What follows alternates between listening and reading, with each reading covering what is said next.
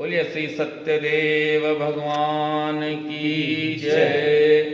ओम शांताकारं भुजगशयनं पद्मनाभं सुरेशं विश्वाधारं गगनसदृशं मेघवर्णं शुभांगं लक्ष्मीकान्तं कमलनयनं योगवीरध्यानगम्यं वंदे विष्णु भवभैरं सर्वलोकैकनाथं। अथ श्री सत्यनारायण कथायां प्रथमोऽध्याये व्यास उवाच एकदा नैमिषारण्ये ऋष्या सोनकादये प्रपच्छ मुनये सर्वे सूतं पौराणिकं खलु।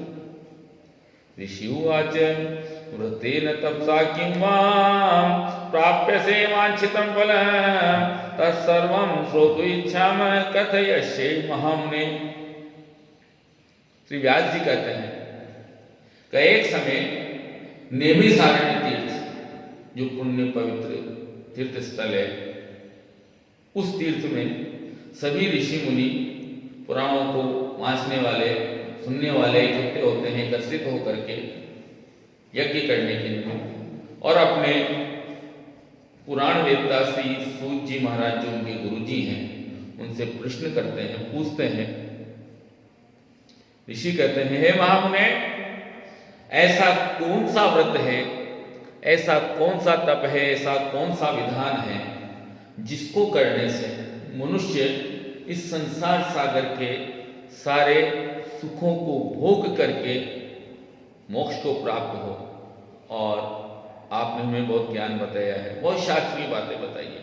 अब हम इस ज्ञान के बारे में जानना चाहते हैं। ऐसा कोई सरल सटीक और सुगम तरीका हो, ऐसा कोई विधान हो तो आप हमें बताइए। तब सर्वशास्त्र ज्ञाता श्री सूत जी महाराज कहते हैं कि हे वैष्णव में पूज्य, आप सबने प्राणियों के हित की बात पूछी है, सुनो। यही प्रसंग एकदा एक समय महर्षि नारद ने विष्णु भगवान जो वैकुंठपति है, विष्णु लोक के लक्ष्मीपति हैं, उनसे पूछा था। वही प्रसंग मैं तुम्हें कहता हूं, ध्यान से सुनो। एक समय योगी राज महर्षि नारद जी अनेक लोकों में घूमते घूमते घूमते मनुष्य लोक अर्थात मृत्यु लोक में आ जाते हैं, और यहां आकर के प्राय क्या देखते हैं कि प्राय सभी मनुष्यों को अपने अपने कर्मों से, अपने अपने क्रियाकलापों से दुखी देखा। तो उनको दुखी देखा, उनको दुखी कष्ट में देख करके मन में ऐसा विचार किया कि कोई ऐसा तप हो, कोई विधान हो, कोई तरीका हो जिसके करने से इन मनुष्यों के कष्ट दुख दूर हो जाएं। तो यही विचार करके महर्षि नारद विष्णु भगवान के वैकुंठ लोक को जाते भये, वैकुंठ लोक को जाते हैं। वहां जाकर के श्वेत वर्ण चार भुजाओं वाले अर्थात जिनके चार हाथ हैं, जिनके एक हाथ में तो शंख है, एक हाथ में चक्र है, एक हाथ में गदा है, एक हाथ में पद्म है, और जिन्होंने वरमाला पहन रखी है, ऐसी प्रभु की स्तुति करने लगते हैं, उनको प्रणाम करते हैं। कहते हैं, हे प्रभु, आप तो अत्यंत शक्तिशाली हैं, आपकी महिमा निराली है, आपकी माया अपरंपार है, और हे प्रभु, आपको मेरा बार बार नमस्कार है। इस प्रकार से भगवान की स्तुति करते हैं, और ऐसी स्तुति सुनकर के प्रभु लक्ष्मी नारायण विष्णु भगवान नारद जी से कहते हैं कि कहो नारद जी, आज कैसे आगमन हुआ है, किस उद्देश्य से हमारे यहाँ आया हो? कोई न कोई मन में बात होती है, आपके कोई विषय लेके आते हो, कोई प्रसंग लेके आते हो, बिना काम के तो आप आते जाते नहीं। यह सुनकर के महर्षि नारद बोले, प्रभु आपने ठीक पहचाना। अब मैं मेरा उद्देश्य, मेरा प्रसंग आपसे कहता हूं। मैं मृत्यु लोक अर्थात मनुष्य लोक में गया था, तो वहां पर क्या देखा कि सारे मनुष्य जो जीवधारी हैं, सारे के सारे कष्टों को भोग रहे हैं, नाना प्रकार के दुखों से दुखी हैं। किसी के तो भारी बीमारी, किसी के शरीर में पीड़ा है, किसी के घर में बाधा है, किसी के परिवार में अनबन है, किसी के आर्थिक समस्या है, कोई न कोई समस्याओं से मनुष्य जीव दुखी है, त्रसित हो रहा है। कोई ऐसा सरल और आसान तरीका बताइए प्रभु जिससे उनके कष्ट, उनके दुख दूर हो जाए, उनके कष्टों का निवारण हो जाए। इस उद्देश्य से प्रभु आपकी सेवा में आपके पास आया। यह सुनकर प्रभु लक्ष्मण नारायण कहते हैं कि हे नारद, मनुष्यों की भलाई के लिए तुमने बहुत अच्छी बात पूछी है, ध्यान से सुनो। अब मैं उस उत्तम व्रत को तुमसे कहता हूं। यह भगवान सत्यनारायण का व्रत है, भगवान सत्यनारायण की कथा है, जो सभी इच्छाओं को, मनोकामनाओं को पूर्ण करने वाली है और मनुष्य इसको करके इस संसार सागर के सुखों से, भव सागर से पार हो जाता है। यह सुनकर महर्षि नारद बोले कि प्रभु, आपने भगवान सत्यनारायण की कथा, भगवान के व्रत तो बताया, पर अब यह भी तो बताओ कि इसका क्या विधान है, क्या विधि है, कैसे करते हैं, कब करते हैं, क्या तरीका है, मुझे विस्तार से बताइए। तब भगवान कहते हैं, नारद, दुख शोक आदि को दूर करने वाला, सौभाग्य तथा संतान को बढ़ाने वाला यह व्रत सभी स्थानों पर विजय करने वाला है और मनुष्य भक्ति और श्रद्धा के साथ किसी भी दिन, किसी भी समय इस व्रत को, इस पूजन को कर सकता है। और जब भगवान की पूजन करे, षोडशोपचार भगवान का पूजन करे, गंध, अक्षत, धूप, दीवे, फल आदि से पंजीरी पंचामृत का भोग लगाए, किंतु मनुष्य का, उस प्राणी का यह कर्तव्य है, जब भी भगवान का पूजन करे, भगवान की कथा करे, तो भगवान में श्रद्धा युक्त होकर के करे, उसका भाव, उसकी भक्ति भगवान में होनी चाहिए। चाहे ये व्रत एकादशी को करो, चाहे पूर्णिमा को करो, चाहे पंचमी रविवार को करो, चाहे सोमवार को करो, यह मन में विचार नहीं आना चाहिए साहब आज तो पूर्णिमा है और मेरे तो फला काम अटक रहे हैं, कैसे करूंगा, ऐसा भाव नहीं आना चाहिए। श्रद्धा और भक्ति के साथ मनुष्य किसी भी दिन भगवान का पूजन कर सकता है, भगवान की कथा कर सकता है। इस तरह से जो भगवान का सत्यदेव का उत्तम व्रत करता है, भगवान सत्यदेव की कृपा से उसे धन धान की प्राप्ति होती है, निर्धन दुखी बंधन, निर्धन को धन प्राप्त होता है, बंधी बंधन से मुक्त हो जाता है और इस संसार सागर के सारे सुखों को भोग करके मनुष्य वैकुंठ को चला जाता है।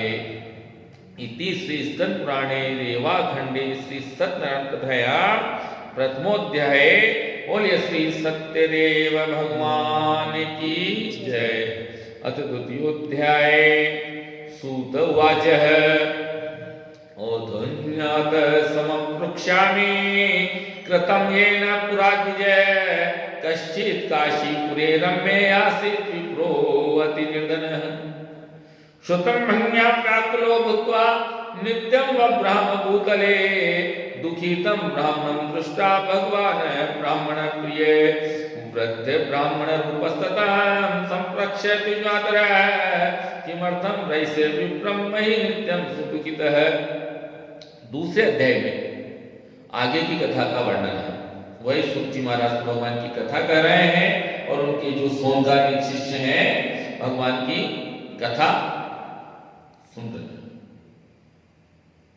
सुनो, पूर्व काल में भगवान सत्यनारायण के व्रत को जिसने किया उनका इतिहास कहते हैं, भली भांति और विस्तार से कहते हैं। एक सुंदर काशीपुरी नगरी थी, काशीपुरी जिसे हम आजकल बनारस और वाराणसी भी कहते हैं। उस काशीपुरी में एक शतानंद नाम का ब्राह्मण रहता था। वह भिक्षा मांग करके अपना जीवन यापन करता था और बड़े मुश्किल से गुजारा करता था, कष्टपूर्ण जीवन जी रहा था। जो भी भिक्षा में रूखा सूखा मिल जाए उससे अपना समय व्यतीत करता था। अब एक दिन ब्राह्मणों से प्रेम करने वाले भगवान सत्यनारायण ने उस बूढ़े ब्राह्मण को दुखी देखा शतानंद को दुखी देखा तो एक वृद्ध ब्राह्मण का रूप धारण करके उसके पास आते हैं और उसके पास आकर के उससे आदर भाव से पूछते हैं कि हे विप्र शतानंद, इतना दुखी हुआ तू पृथ्वी पर क्यों मारा मारा फिरता है? क्या तेरे मन में बात है? क्या भाव है? क्या पीड़ा है? मुझे बता।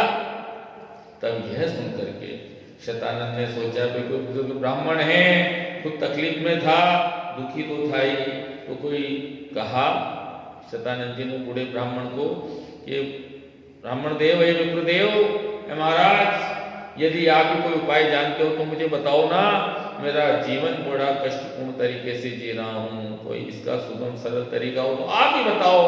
और यह सुनकर के वृद्ध ब्राह्मण का रूप धारण करने वाले भगवान सत्यनारायण ने उसको भगवान सत्यदेव के व्रत का विधान बतलाया, सारी विधि समझाई, और यह सुनकर के बड़ा प्रसन्न हुआ। और वह जो बूढ़े ब्राह्मण का रूप धारण करने वाले भगवान थे वह तो वहीं अंतर ध्यान हो गए, और वे जिस व्रत को वृद्ध ब्राह्मण ने बताया है उसको मैं अवश्य करूंगा, ये उस शतानंद ने अपने मन में संकल्प किया और अपने घर चला गया।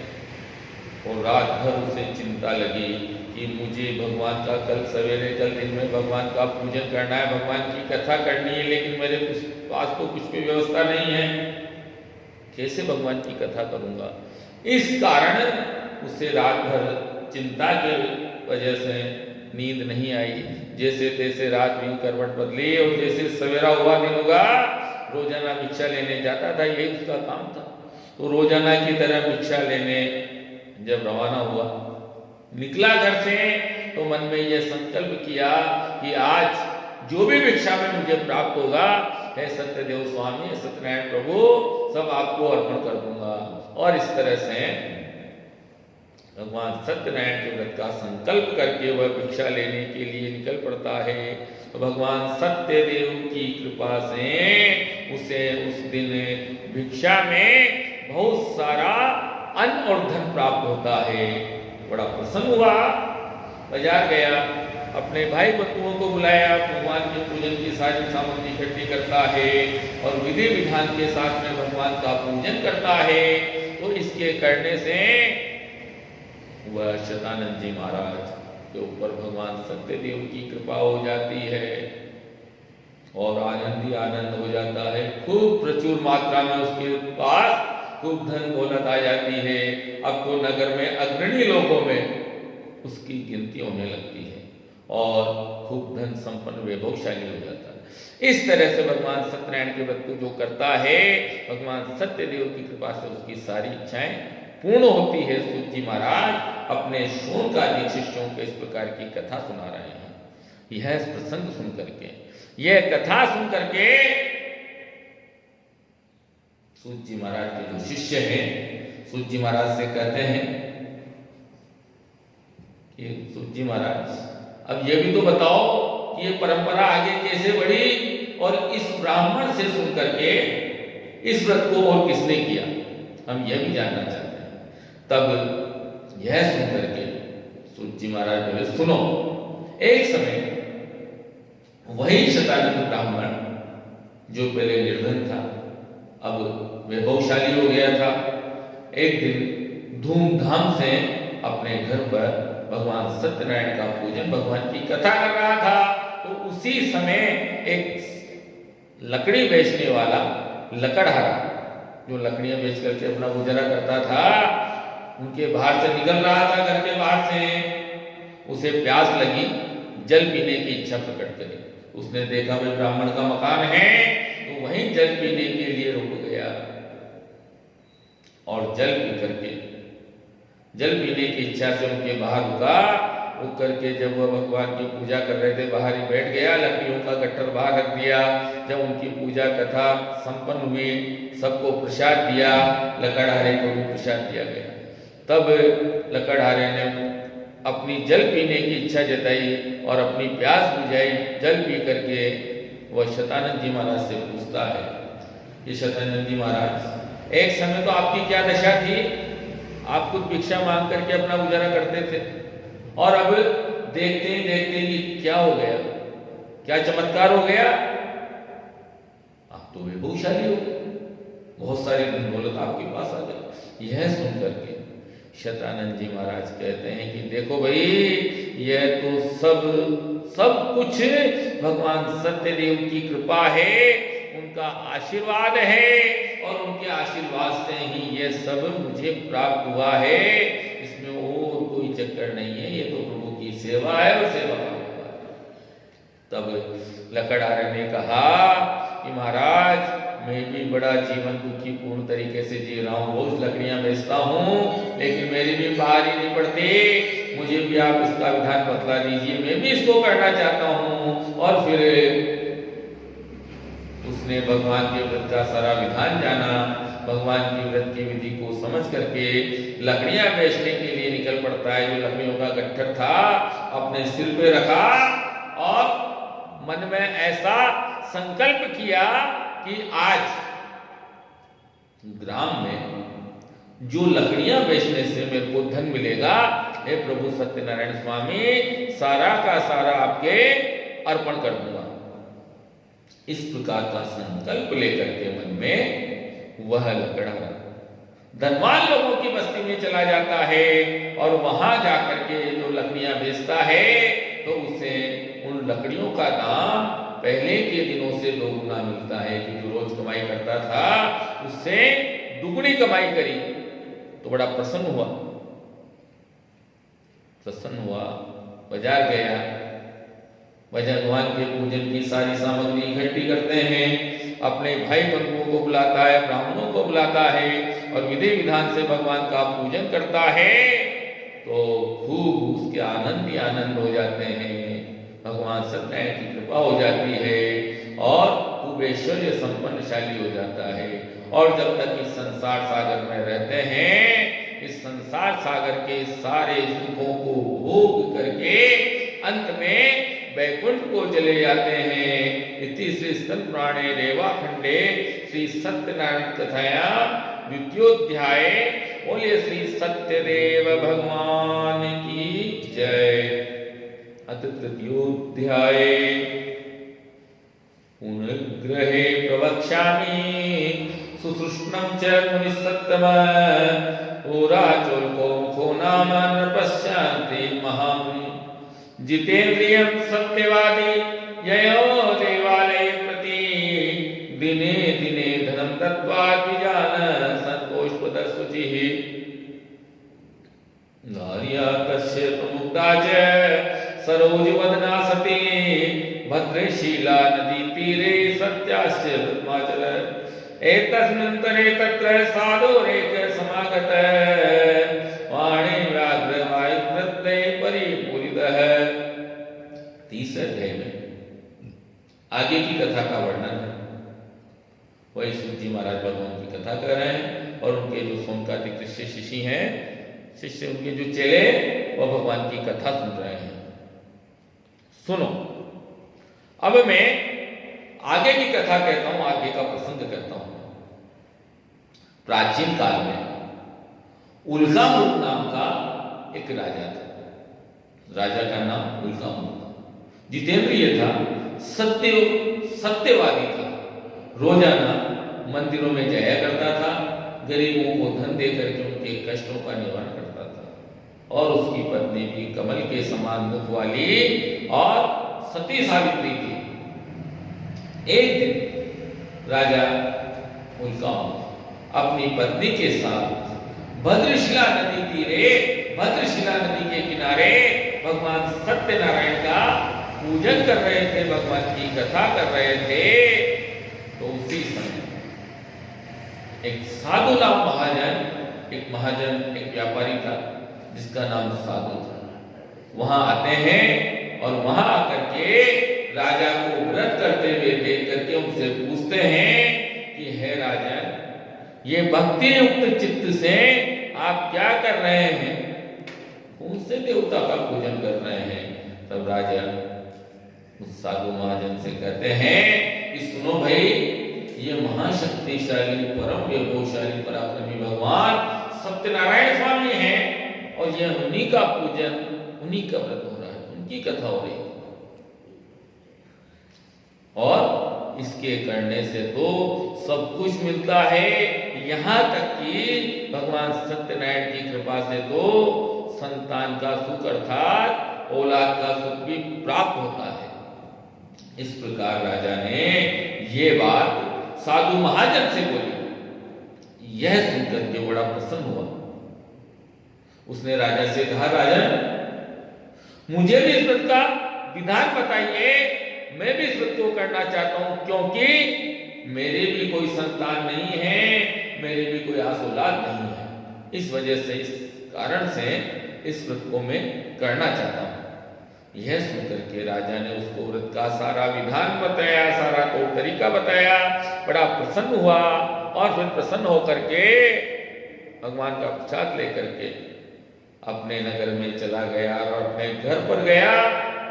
उसके घर पर जाकर के जो साधु महाजन की पत्नी जो सेठानी थी, जिसका नाम लीलावती था, अपनी पत्नी लीलावती से ऐसे समाचार सुनाते हैं कि देखो भाई सुनो, आज मैंने ऐसा सुना है कि कोई भगवान सत्यनारायण है जिनकी कृपा से संतान का सुख मिलता है, अर्थात औलाद प्राप्त होती है। और यदि अपने भी संतान हो जाएगी, भगवान की कृपा अपने ऊपर हो जाएगी, सत्यनारायण की औलाद का सुख मिल जाएगा, तो अपन भी भगवान की कथा, भगवान का पूजन अवश्य करेंगे। इस प्रकार का अपनी पत्नी के सामने प्रस्ताव रखता है, विचार करता है, संकल्प करता है। तो उसकी पत्नी जो लीलावती बड़ी प्रसन्न होती है और कहती है, अच्छी बात है, भगवान सत्यनारायण की कृपा से अपनी गोद भर जाए, घर में खुशी आ जाए। और इस प्रकार से दोनों पति पत्नी भगवान में ध्यान युक्त होकर के अपने कर्म में लग जाते हैं। और दोनों पति पत्नी, साधु महाजन उनकी पत्नी लीलावती, सांसारिक धर्म में प्रवृत्त होकर के उनकी पत्नी लीलावती गर्भवती हो जाती है। और जब उसका मन भी धर्म कर्म में लगने लगता है, और जब 10वां महीना आता है, 10वें महीने में उनके यहाँ एक सुंदर कन्या का जन्म होता है, एक बेटी पैदा होती है। और वह बेटी इस तरह से बढ़ने लगती है कि जैसे शुक्ल पक्ष में चंद्रमा की कलाएं बढ़ती हैं। और जब कृष्ण पक्ष में तो चंद्रमा की कलाएं घटती है, अंधेरा महीना होता है, शुक्ल पक्ष उजियारा महीना होता है। तो जिस तरह से चंद्रमा बढ़ता है उस तरह से वो बढ़ने लगी, तो इसलिए उसका नाम भी उन्होंने कलावती रख दिया। और उनके जब पुत्री पैदा हो गई, घर में खुशियों का माहौल हो गया, आनंद हो गया, भगवान की कृपा हो गई, सब कुछ हो गया। तब एक दिन जो साधु महाजन की पत्नी लीलावती सेठानी है, अपने पति से कहती है कि जी सुनो, आपने एक वो मनोती मांगी थी कि अपने औलाद हो जाएगी, संतान हो जाएगी, तो हम भगवान की कथा करेंगे, भगवान का पूजन करेंगे। तो भगवान ने तो अपन को औलाद दे दी, संतान का सुख मिल गया। अब एक दिन समय निकालो और भगवान की कथा पूजन और भी जो अपन से यथा योगी बन पड़े वो भगवान की सेवा में लगा दो, जल्दी समय निकाल करके ऐसा कार्यक्रम बनाइए। तब यह सुन करके वह साधु महाजन जो सेठ जी थे अपनी पत्नी से कहते हैं कि देख भाई सुनो, अभी तो व्यापार के काम से फुर्सत नहीं है, फला उस जगह से तो माल लाना है, उस जगह माल पहुंचाना है, इससे ये लेना, उससे वो देना, ये काम वो काम वो काम, बहुत सारे काम है। अभी तो बात ही मत करे। और जब इसका विवाह करेंगे, इसकी शादी करेंगे ना, जब भगवान की कथा, भगवान का पूजन सब कर देंगे, और भी कोई तुम्हारे काम हो वो भी बता देना, वो भी कर देंगे। और इस प्रकार से अपनी पत्नी को समझा दिया, बुझा दिया। और जो पत्नी थी सेठानी लीलावती, भोले मन की उनकी बातों में आ जाती है, अच्छा साहब आपके जो समझ में आए, अर्थात आपके जजे सोई आप कीजिए। और इस तरह से वो बात आई गई हो जाती है। अब धीरे धीरे धीरे काल चक्र की गति से बढ़ती बढ़ती बढ़ती उनकी बेटी जो कलावती है, पिता के घर में वृद्धि को प्राप्त होती वही होशियार होने लग गई। और उसकी विवाह योग्य उम्र हो गई। और जब उसकी विवाह योग्य उम्र हो गई तो उसकी विवाह योग्य उम्र देख करके उसके पिता को उसके विवाह की चिंता लगती है। तो एक दूत को बुला करके कहते हैं कि जाओ हमारी पुत्री के वास्ते कोई अच्छा सा सुयोग्य और वणिक पुत्र ढूंढ करके लेके आओ। और वह वो सेठ जी की आज्ञा पा करके कांचन नगर गांव को जाता है और वहां बड़ी खोजबाड़ देखभाल करके जांच पड़ताल करके एक सुंदर वणिक पुत्र को लेकर के आता है। और जो उसको लेके आता है देखते हैं सब करके तो सबको वो अच्छा लगता है, पसंद आ जाता है। तो शादी की विवाह की बात पक्की हो गई, शादी का मुहूर्त निकल गया, खूब धूमधाम से बारात आती है, बच्ची की शादी होती है, जिमने चुनने खूब आनंद से मिठाइयाँ बनती है और बड़े उत्साह और आनंद के साथ वह साधु महाजन अपनी पुत्री का विवाह उस वर के साथ कर देते हैं। और जब विवाह कर दिया वर के साथ में, जब कन्या विवाह करने लगे तो बोले, क्या बोले साधु महाजन कि जवाई जी सुनो, बहुत बड़ा कारोबार है और मेरे तो आगे पीछे संभालने वाला भी यही बेटी और यही बेटा है, कौन संभालेगा? तो आप ही मेरे कारोबार में शामिल हो जाओ। और दोनों ससुर जमाई व्यापार करते करते राजा चंद्रकेतु के नगर रतनपुर में चले जाते हैं और वहां खूब धूमधाम से व्यापार करने लगते हैं। विवाह हो गया, व्यापार काम धंधे सब वापस पहले के जैसे सब चल गए, अच्छा से अच्छा सब चल रहा था। किंतु उस साधु महाजन का एक संकल्प था कि बेटी के विवाह के समय भगवान सत्यनारायण की कथा करनी है, भगवान का पूजन करना है। लेकिन विवाह के समय उनको भगवान की याद नहीं आई, भगवान की कथा, भगवान का पूजन, भगवान को भी भूल गए। भगवान भी वर्षों से राह देख रहे थे, इंतजार कर रहे थे कि देखिए कभी कोई यह मेरी सुन लेगा।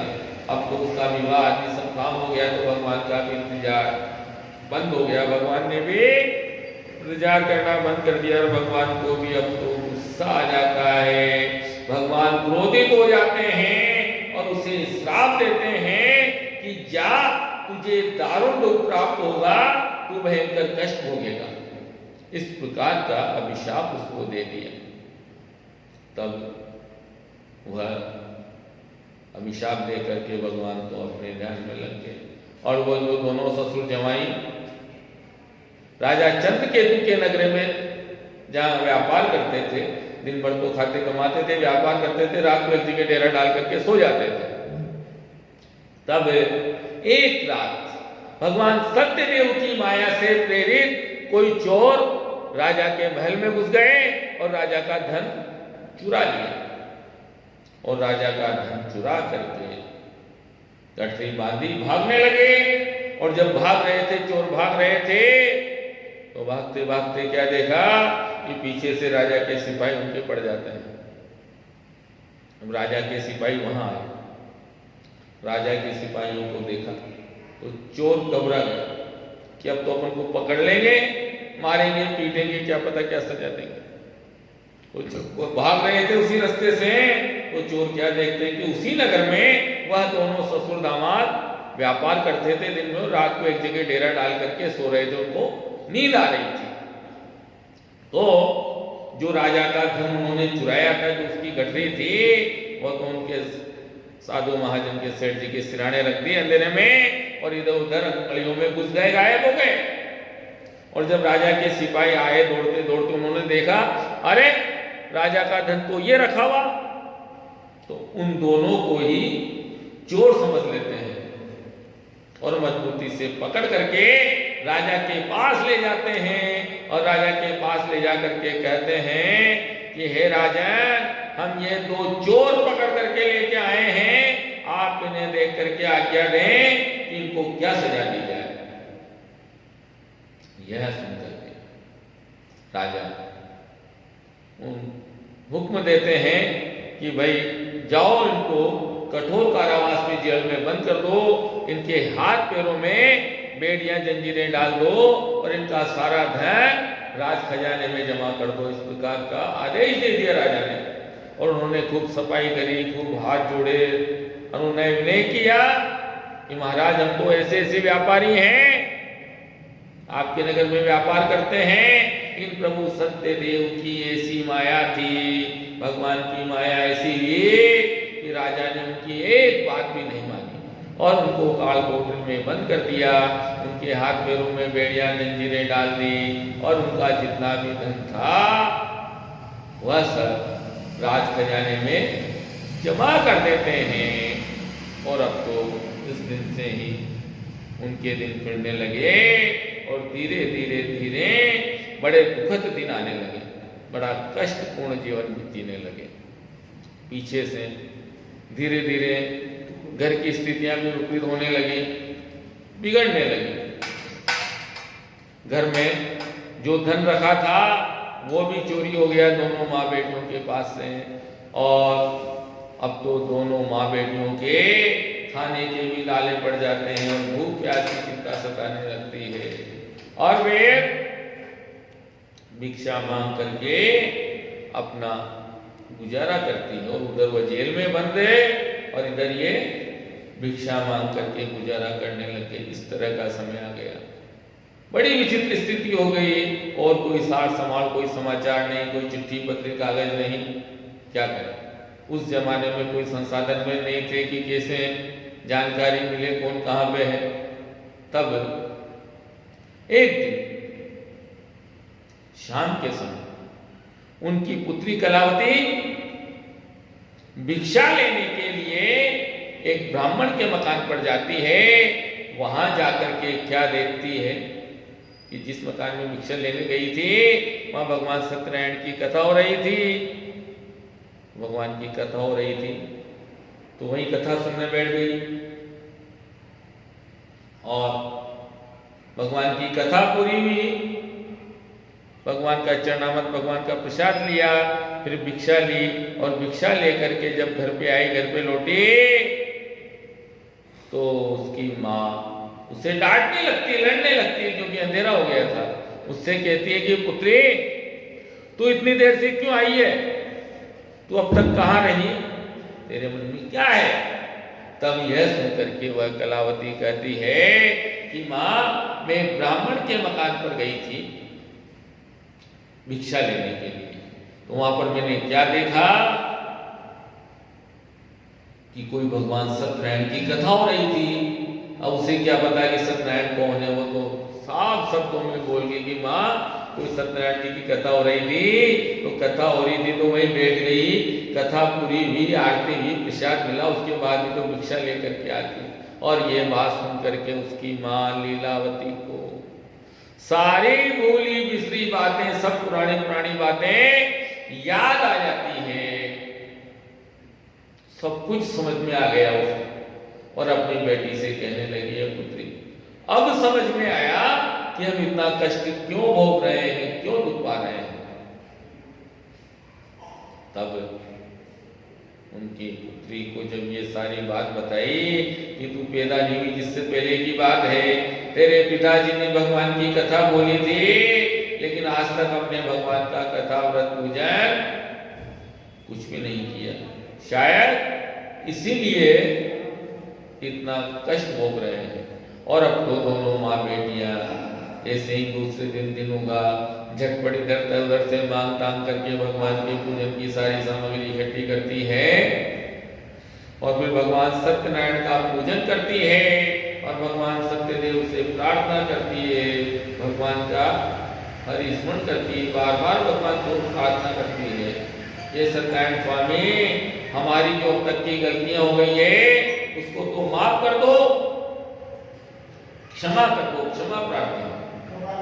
और अब कोई ऐसा ही योग बनाओ कि सेठ जी और जवाई जी जल्दी से घर आ जाए, क्योंकि बहुत दिन हो गए उनके कोई कागज पत्र चिट्ठी कुछ भी नहीं है, और ऐसा योग बना दो कि जल्दी से घर आ जाए।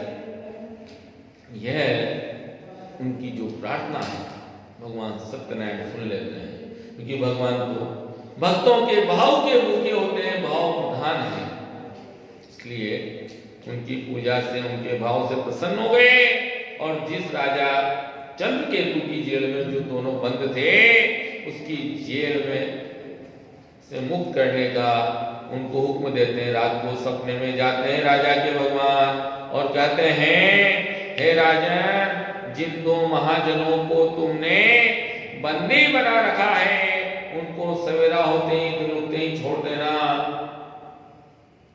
नहीं तो मैं तुम्हारा धन राज्य सब नष्ट कर दूंगा। इस प्रकार का हुक्म दे दिया। और जब वह दरबार में आया, अपने मंत्रियों दरबारियों को बुला करके ऐसा हुक्म दिया कि जाओ भाई, दोनों महाजनों को जेल से आजाद करके सभा में लेके आओ। और राजा की आज्ञा से उनको सभा में लाया गया। उनको नए नए वस्त्र आभूषण कपड़े लत्ते दिए गए, उनकी हजामत वगैरह बनवाई गई और उनका जितना धन लिया था उससे दुगुना धन दे करके आदर के साथ उनको विदा कर देते हैं कि अब तुम लोग जा सकते हो, तुम्हें कोई भय नहीं है। और दोनों ससुर जामाद, वो जो राजा ने उनको धन दिया था, वह तो अपनी इस प्रकार जो राजा ने धन दिया उसको अपनी नाव पे रखा और अपने नगर की ओर निकलने की तैयारी करते हैं। इति श्री स्कंद पुराणे रेवाखंडे श्री सत्यनारायण कथायां तृतीयोध्याय। बोले श्री सत्यदेव भगवान की जय। अथ चतुर्थोध्याय। सूत उवाच यत्र तु कृतवान् साधुर्मङ्गलायातनपूर्वकं कारुण्येभ्यो धनं दत्त्वा गत्वा तु नाप्नुवि किंचिदं दूते गण्ये साधो सद्दशमा प्रभो सत्यर्थात्मतात्वान् माधोपस्थिर गौस्थितः। सूत जी महाराज बोले कि सुनो, मंगलाचार करके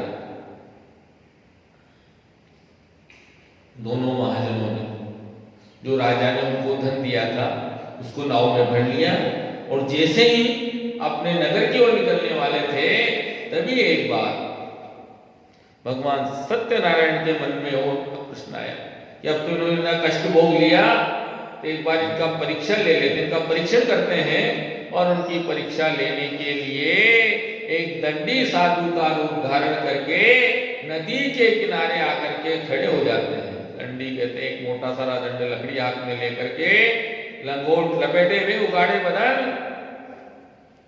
वहां नदी के किनारे आके खड़े हुए और खड़े होकर के महाजनों से कहते हैं, अरे महाजनों, तुम्हारी नौका में क्या है, तुम क्या लिए हुए जा रहे हो? तब हुआ अभिमानी वाणी। अभिमान कहते हैं घमंड को, धन का घमंड था उसके। वो पूछता है दंडी जी महाराज से, ठिठोली करता है, मजाक उड़ाता है और पूछता है, अरे दंडी जी महाराज, क्यों पूछते हो? क्या कोई धन लेने की इच्छा है?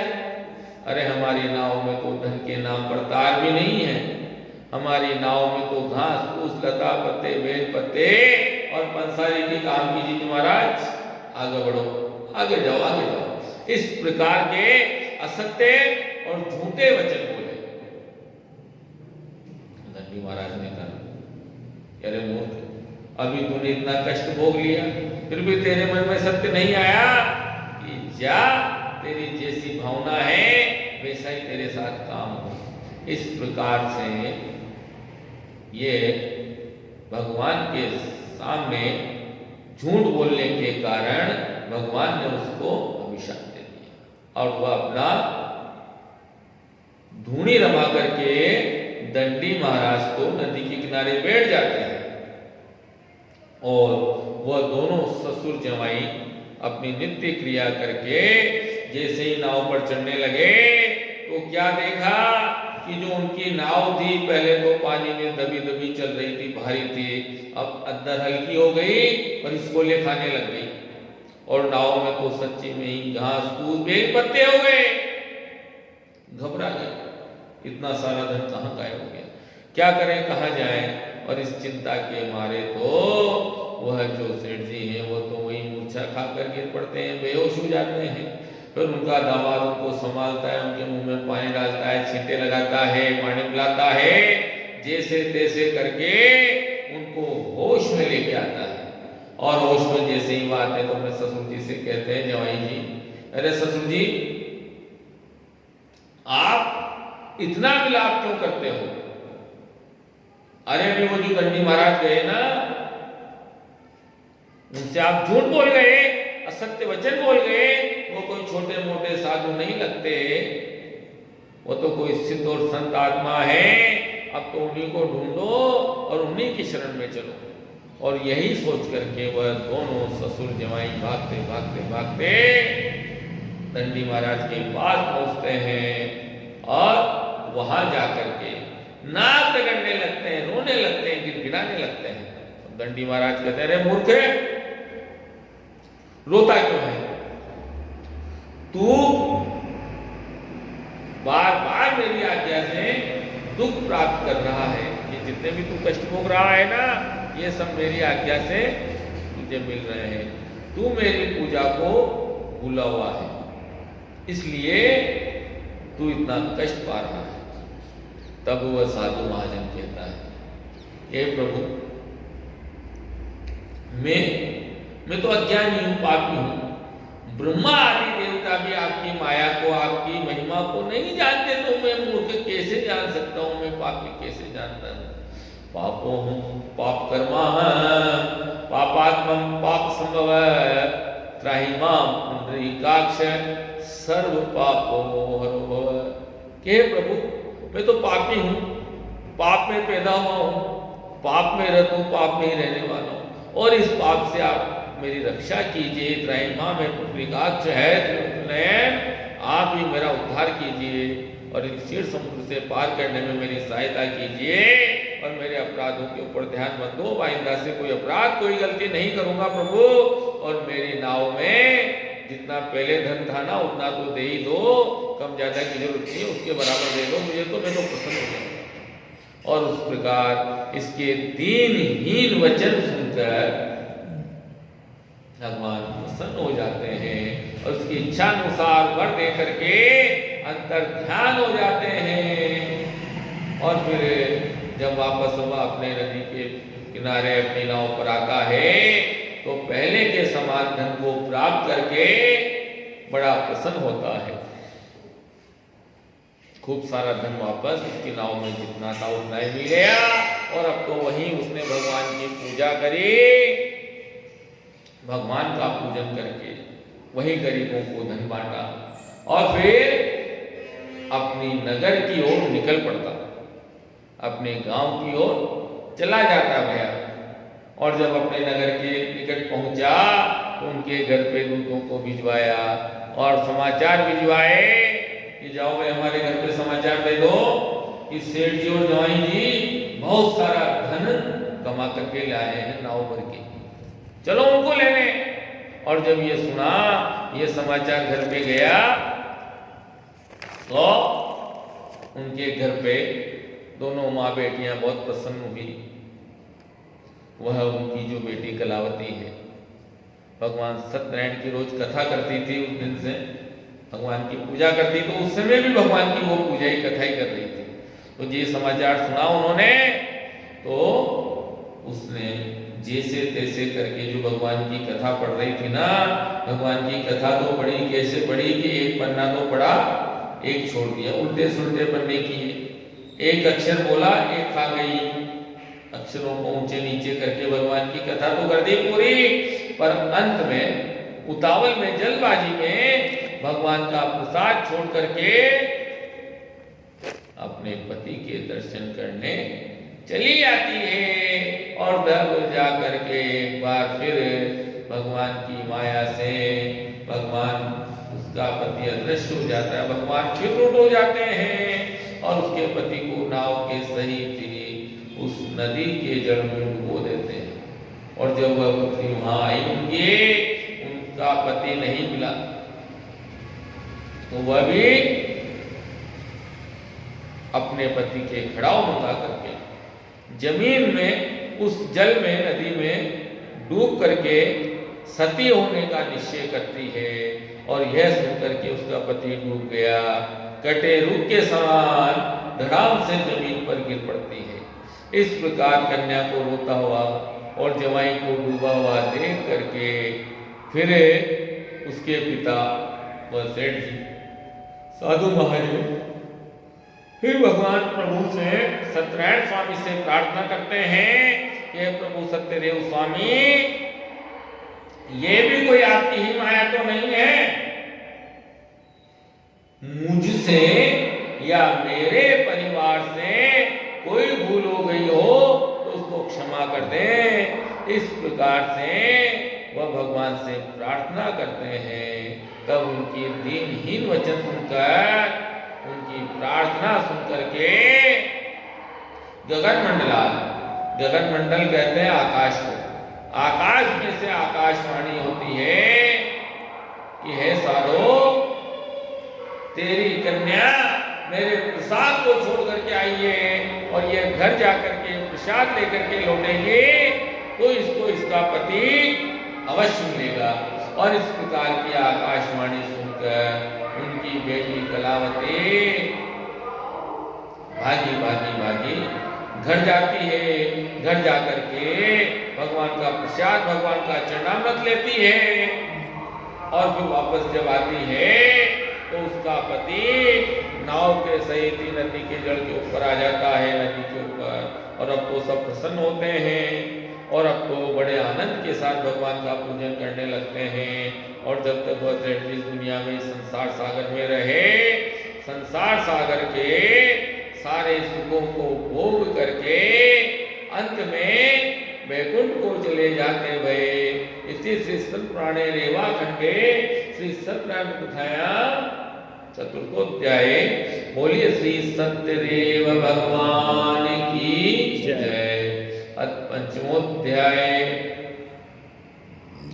धन्योतश्च प्रवीक्षामि सुकृष्ण मुनि सत्तम आसीत् तुंगध्वजो राजा प्रजापालन तत्पर प्रसादं सर्वदेव त्यक्तां एकदा सर्वे गत्वा हत्वा साधु विधान पशु आगत्य वटमूलं च दृष्टा सत्यस्य पूजन गोपा कुर्वन्ति संतुष्टा भक्ति युक्ता गतान्वतः। 5वें अध्याय में आगे की कथा का वर्णन है। सूत जी महाराज तो भगवान की कथा कर रहे हैं और उनके जो सोनकादिक शिष्य हैं, भगवान के चेले चपाटी, भगवान की कथा सुन रहे हैं। सूत जी महाराज कहते हैं, सुनो, प्रजापालन करने वाला एक पंगतध्वज नाम का राजा था। राजा लोगों को शिकार करने का शौक होता है। तो एक बार राजा पंगतध्वज शिकार करके जंगल में थका और थकान उतारने के लिए एक बड़ा बड़का पेड़ था, वट वृक्ष, उसकी छाया में आता है और उसकी छाया में आकर के विश्राम करने के लिए रुकता, खड़ा होता है। वहां आकर के क्या देखता है कि कुछ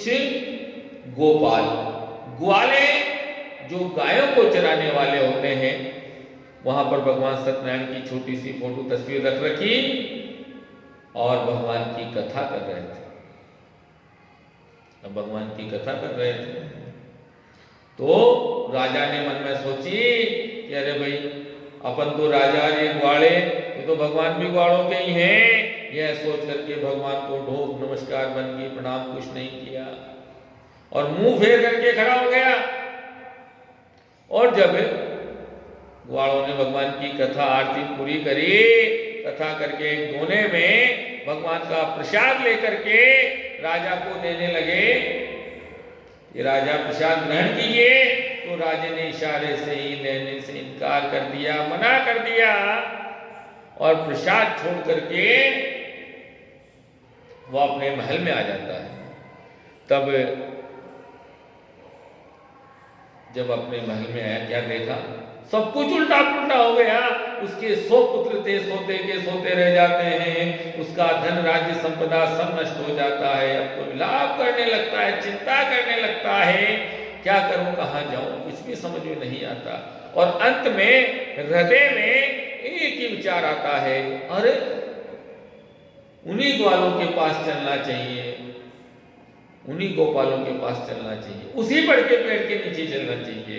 और यही विचार करके वह राजा उसी बड़ के पेड़ के नीचे जाता है, भगवान का पूजन करता है, भगवान का श्रवण करता है, भगवान के दर्शन करता है, तो भगवान का प्रसाद लेता है। और जब वापस आता है तो जैसा पहले था सब ऐसा का वैसा हो जाता है, इसके 100 पुत्र भी जीवित हो जाते हैं, उसका धन राज्य संपदा सब पुनः प्राप्त हो जाती है। और फिर जब तक इस संसार सागर में रहता है, संसार सागर के सारे सुखों को भोग करके अंत में वैकुंठ को चला जाता है। जो व्यक्ति इस परम दुर्लभ व्रत को करता है, सत्यनारायण जी की कथा को सुनता है, इसको सुनाता है, इसको जो करता है वह भगवान की कृपा से धन्य धन आदि से प्राप्त होते हैं और दरिद्र धनवान हो जाता है, बंधन में पड़ा हुआ बंधन से मुक्त हो जाता है और डरा हुआ व्यक्ति भय से छूट जाता है। ये सत्य बात है, इसमें कोई संशय नहीं है। इस लोक में है सबसे इच्छित फलों को देने वाला व्रत है, सारी इच्छाएं पूर्ण करने वाला व्रत है। और कलयुग में तो भगवान सत्यदेव की पूजा विशेषकर फल देने वाली है।